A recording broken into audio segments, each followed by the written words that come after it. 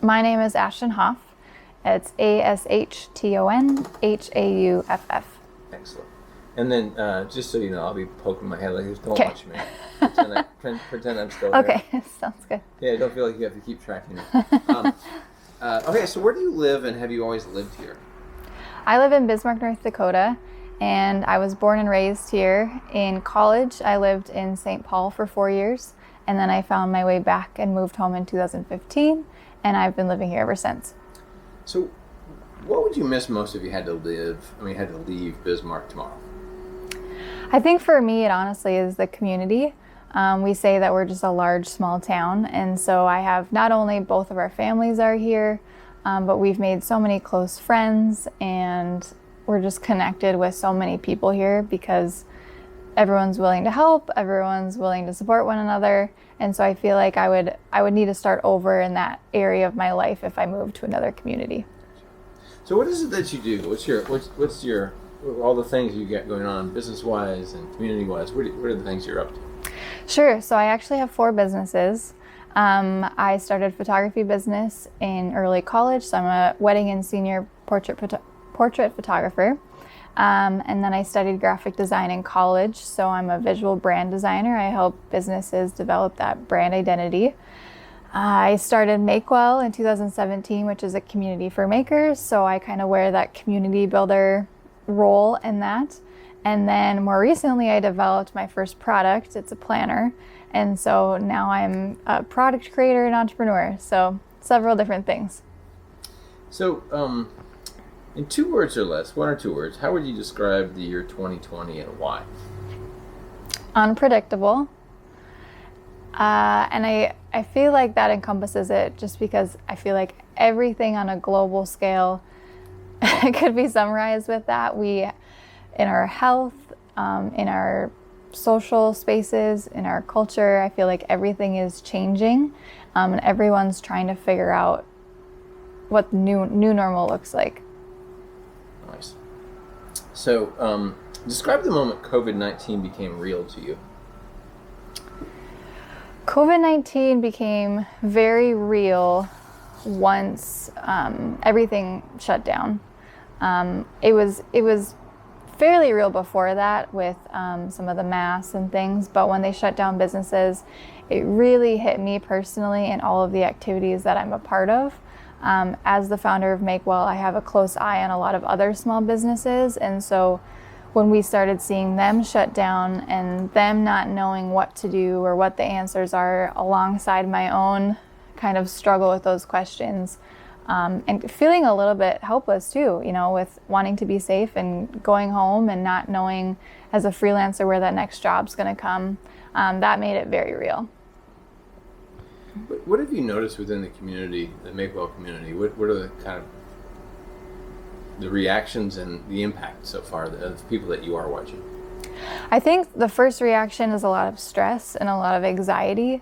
A lot of small business owners are creative in some capacity, and so we're always trying to problem solve and plan ahead and be as smart as we can, but when everything is so uncertain, it's hard to kind of emotionally understand everything you're feeling all at once because you're trying to personally understand it from like a family and home perspective, but you also are responsible for a business which might involve employees and their families.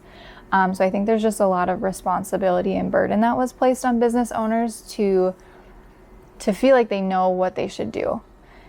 And the reality is that nobody knew what to do, and so just that uncertainty and having to feel that burden constantly, I think that was a huge challenge. I know a lot of business owners were very grateful once some financial options came onto the scene. We would be nowhere without our local banks here. Our local banks were absolutely amazing in helping us get those resources into the hands of a lot of our small business owners. But even now there's frustration with a lot of those options. There's still so many questions because everything was released so quickly and they didn't really have a full game plan as they released those things. And so even though money or resources are in the hands of business owners so that they can continue their businesses, we still don't know if that money is going to be forgiven or if we're going to have to give it back. And so it still causes a lot of frustration because we're doing our homework, we're trying to find the answers, and there just isn't necessarily answers out there yet. So how has it been emotionally to deal with not only what you're going through, launching a product, but also maintaining and cultivating community? What are the emotions involved with all that? Personally, or? Yeah. I mean, all of the three that I just listed, for sure. I feel uncertain, which comes with entrepreneurship. So to a degree, I feel like it's something I can learn from. A little bit of anxiety, again, because you can't plan out as much as you would. I plan out product launches. I help businesses develop their brand identity. I help plan events. And so especially in the event space, it's like planning for something you know might never happen. And so understanding that you're putting this precious energy into something that might not come to be is a little scary. But I feel like with any challenge, it's also an opportunity to learn. So I guess I've been really trying to think through, how do I need to pivot my business, my personal life? Because a lot of the things that have come about were there before, it's just that they weren't as visible. And so I think if we can learn from it and pivot, that'll make all of our businesses stronger, all of our family life. You know, like we should be having family meals at the table. So I think it really made known what we should value. And I hope that for me personally, I can make that more of a priority. So how has your daily life changed? It's a little bit back to more normal now. North Dakota has been fairly open, but I definitely still do the social distancing and the mask wearing 100%. So the only people that I'm in daily contact with are my coworkers at the office. There's 4 of us total, and our desks are 4 to 5 feet apart. And so we kind of had to have that conversation of, are we okay working together? What are we doing outside of work to make sure that we're being precautious and not bringing that into the office? And then as far as weddings, that's really changed. And so I've been working a lot with brides on what does their wedding day look like? How does it need to change? And then the biggest thing personally that I had to go through was the gyms being closed, because that is my de-stressor time. That's how my self-care. And so them being closed was really difficult right away, because I had to get used to working out from home in the morning, and I'm not a morning person, and I don't feel like I get as good of a workout at home. But now they've been open, so that's been great. The classes and the procedures with that are definitely different. They still wear masks. We have hand sanitizer. Classes are limited, that sort of thing. But I've been super grateful that the gym's been back open. So we're probably like 70% back to what it was. But at a moment's notice, we're ready to go back if we need to. So weddings and brides are all full of emotions. Yes. So then you amplify that with COVID. What is it like to be part of weddings during a pandemic? I mean, weddings are emotional in general, like you said. So I've learned along the way, this is my probably 7th or 8th year as a wedding photographer, I've learned that I am more than a photographer. At times I'm the maid of honor, at times I'm the mom, at times I'm the wedding coordinator. So I've learned to kind of wear those hats. But with COVID, I feel like I've had to be almost like a best friend in that kind of a sense, because I've been trying to make myself as available as possible so I can help with the changing of plans. I can make myself as transparent as possible, so if date changes, need to be flexible, so I'm not, changing my package prices or, charging them any extra. Like, I'm basically there to see how successful we can make it with the given circumstances, and then make sure that come the day of, I can capture it. I'm curious, who's having the biggest challenges with wedding changes? Is it the bride and the couple, or is it the family around the bride? That's a great question. I feel like those that have honestly had the hardest time with it is the families. I mean, some couples, it is really important to them to have that big reception and that large gathering, but I feel like so far what I've personally experienced, it is more of the parents that have a hard time not inviting, every single family member or every single family friend, because it's a norm. It's something that's expected, and it's like a social, like you're turning away from someone if you don't invite them to your child's wedding, or you know what I mean? So I think it's hard to adjust to that norm, whereas the couple itself, they just want to get married and they just want to start their life. And in some cases too, some people need to get married for their green card. They need to get married so they can start buying a home. So there are other reasons that couples like actually need to get married. And so it's definitely been more of the family. So what's been the biggest challenge for you throughout the pandemic? I feel like the biggest challenge is the uncertainty component. I'm such a planner. I'm type A, I'm organized. And as a business owner, to a degree, you need that naturally. You need to think 6 months out. So for Makewell, that's probably been the largest challenge, is we have a lot of in-person gatherings. And so not only is it the uncertainty of, you know, how large can it be? What do we need to do to keep everyone safe? But also the responsibility of, I don't want to plan an event and then have someone get sick and then everyone's sick. You know, like I take on a responsibility with that. And so that's a challenge, especially with the creative community. With Evertide, that's my new planner product. I just started that in April. So that's a business that I am already still learning on top of everything that's going on. I've never had a product before. So I was already learning everything new from scratch. And so that's kind of been an extra hurdle in the mix. Again, as an entrepreneur, you need to pivot. So I'm trying to take the positive angle of, well, if I can conquer this, you know, I'll be good to go for years to come. So that's probably been the hardest, is just the uncertainty, because I am a planner. How does it compare to any other big challenges you faced before? I honestly have been very fortunate in that I don't have any huge disasters or traumatic experiences in my life. The biggest thing, like with Makewell events, has been the weather. You know, what is the weather going to do if we have an outdoor event, or we have a lot of winter events with storms like that? So honestly, this has been probably the most challenging experience, both not so much personally. I feel like personally I've been able to adjust, and I'm okay adjusting because I know that it helps the community overall, and it's my responsibility to be a good citizen. But from a business standpoint, it's been probably the most challenging thing that's ever happened. So how do you think your daily life's going to feel like 2 years from now? I hope my daily life is somewhat similar, because I already try to automate and do things a little bit more smart. We do grocery pickup, and even our gym, there's very few people there most of the time. So I hope that some of those key things that we look forward to doesn't change on a daily basis. I do love to travel, so I hope travel is still involved in a couple years, at least to some degree, whether that's within the country or not.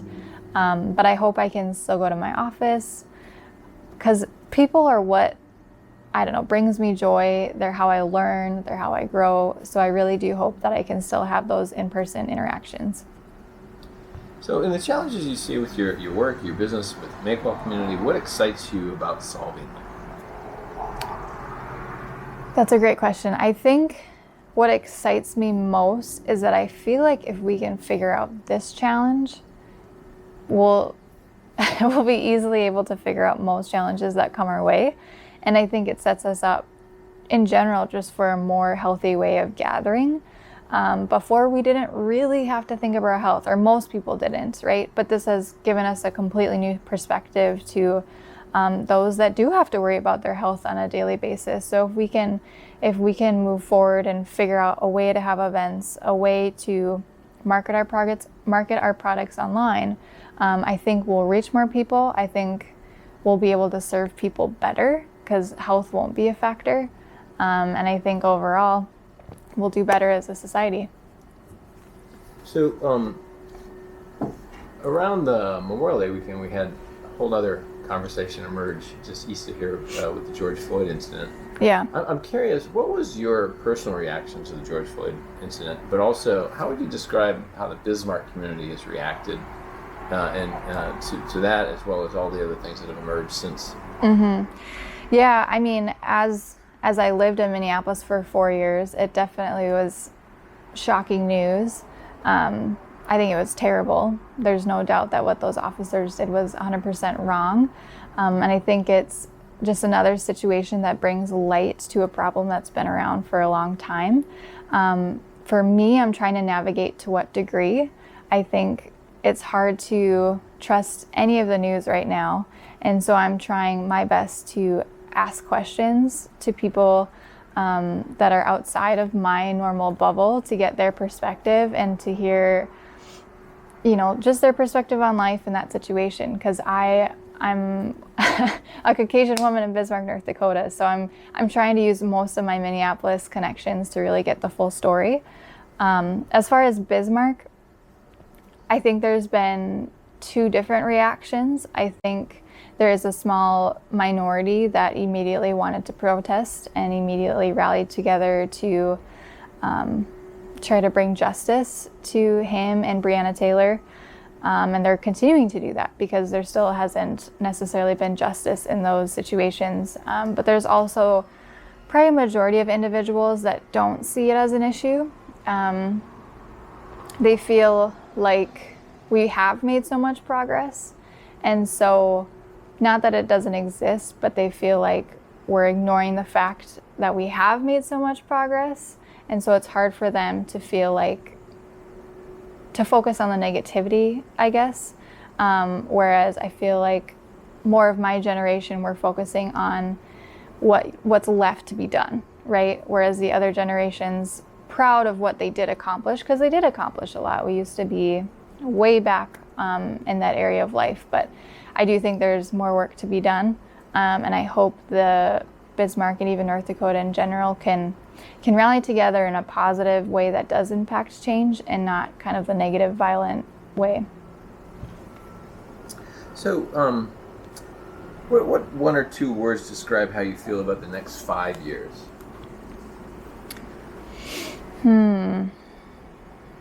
5 years. Hopeful. I can summarize that question for you. In the next 5 years, I do feel hopeful about the possibilities. I think this is one of those things that when we look back at our lifetime that we'll always remember. I know for me as a kid, 9/11 was kind of that game changer. And now as an adult, I feel like this is going to be the moment in time where everything changes. And so it is uncertain, but it also ignites a whole new world of possibilities. So I'm excited to see where that takes us. So, what would you want people to know about Bismarck as a town, Bismarck as a creative community? How would you describe the creator and maker scene here? What we were talking before with the genesis. What was the genesis of what you're doing with Make Well, but also what would you want people to know about this community that you helped gather? Sure. Should I wait till the plane's done? Yeah, we should probably wait till the biplane. There we go. Do you want me to start from the beginning of my story, or? Yeah, you just... Okay. So the idea for Make Well really started with a personal pain point, I guess. I was born and raised in Bismarck, but then I went to school in St. Paul for 4 years, and I really was able to dive into the design community there. They're one of the most top prevalent design communities in the country, and so I kind of got used to that, but I was brought back home with my now husband, found a great job, and so as I started to settle in, I started looking for those activities, those events, or those places to just talk shop with other people that understand my world a little bit, and there just wasn't anything there. And so I just kind of spoke the pain point. I think sometimes that's the first step, is speaking it out loud instead of just thinking it constantly. And I put together a survey, was kind of really nerdy about it, but sent it to some coworkers and friends that might feel the same way to gauge if it was actually a problem. And sure enough, they felt the exact same way that I did, and fortunately a few of them stepped up to say, I want to help you solve this. So Make Well was supposed to be just a one-time event. We had a sold-out 50-person event in February, and it was huge experiment. We combined a social hour with kind of TED Talks, with entertainment, and breakout conversations just to see what would happen. And sure enough, it was like magic. And so it was one of those experiments that worked really well. And immediately after that event happened that night, people were like, when's the next one? When can we do this in my town, my community? And so that's kind of where it began. And then as a team, we decided that if the community is going to support it, then we're going to step up and we're going to continue to volunteer and to help. And so today, Make Well is a community of over 1,000 makers across the Midwest. A large portion of that is within North Dakota because that's where it started, but we have makers all across the region, and so we continue to hold events and programs and just any sort of resources that we can to really empower and encourage them to keep doing what they're doing, even if it's in the middle of rural North Dakota. So how long has it been around then? It started in 2017, so this is our 4th or 5th year. Wow. Yeah. So what would you want people to know about that community, about North Dakota creator, maker, designer world? What would you want them to know if they'd never even thought of North Dakota beyond rivers and farms? And buffaloes. And buffaloes, yes, buffaloes. Exactly. I would want to express that we do have world-class makers here. I think because our states aren't necessarily talked about or in the news as much, we kind of get forgotten and people wonder if we even have internet. But I promise you, we have internet, and we have some seriously amazing people that work and live here. A lot of us get educated outside of our state or outside of our region, but we move home because of the personal connections, because of the family, because of the supportive atmosphere.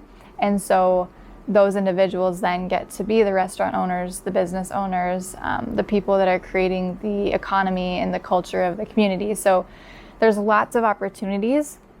The economy was doing well. We'll see how it continues to do, but it's just a really, really amazing group of people that not only are really good at what they do, but everyone's willing to help.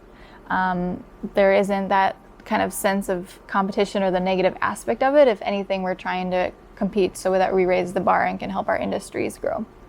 Gotcha. So is there a question I should have asked you or a topic I should have raised that I haven't yet that you want to talk about while you have a microphone and a camera in front of you? Trying to think. I mean, we kind of touched on it a little bit, but one of the things I did from a Make Well standpoint was really try to help with the financial assistance part. So I think a lot of the frustration has been with the PPP and like the SBA and like stuff like that. So I don't know if that would be, I don't know if I should speak to that or not. I mean, it's certainly experience and perspective. So sure, let's ask that question. Okay. Like, what have you noticed around the PPP and the small business loans and all that situation from personal, but also your community perspective? Yeah. So immediately when some of these financial options were offered to small businesses, Make Well worked together with a local bank and another nonprofit organization to try to get the word out and to get the information out, because I think that was the first challenge, right? Is we have all this information, but it's confusing. How do we straighten it out? How do we clarify that so that people know what their first step is? And so it's not so intimidating. So that was step one of the PPP and some of the other options out there, unemployment for specifically self-employed folks.